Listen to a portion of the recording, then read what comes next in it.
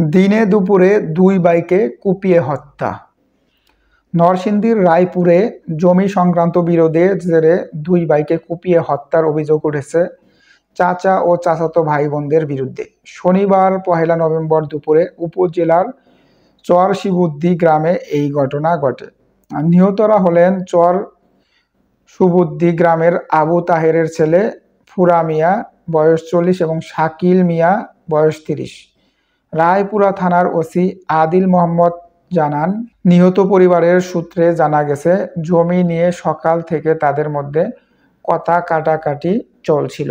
দুপুর ১২টার দিকে আওয়াল তার ছেলে শিপন, রিপন, মেয়ে শাহানা, আজিনা, আসমা, সুমাইয়া সহ ১০ থেকে ১২ জন দা লাঠি নিয়ে ফুরা মিয়ার বাড়িতে হামলা করেন।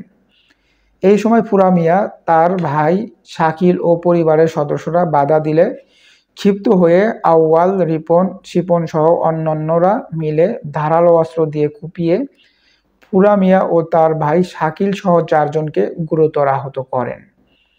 স্থানীয়রা আহতদের উদ্ধার করে নরসিংদী সদর হাসপাতালে নিয়ে আসলে ফুরা মিয়া ও শাকিল মারা যায়। গুরুতর আহত অবস্থায় মনিরা বেগম নামে একজন হাসপাতালে চিকিৎসাধীন আছেন। নরসিংদী সদর হাসপাতালের আবাসিক মেডিকেল অফিসার ফরিদা গুলশানা আরা বেগম বলেন, বেলা ১১:১৫টার দিকে আহতদেরকে হাসপাতালে নিয়ে আসলে আমরা ফুরা মিয়া ও শাকিল নামে ২ জনকে মৃত ঘোষণা করে থাকি। ময়নাতদন্তের পর বিস্তারিত বলা যাবে।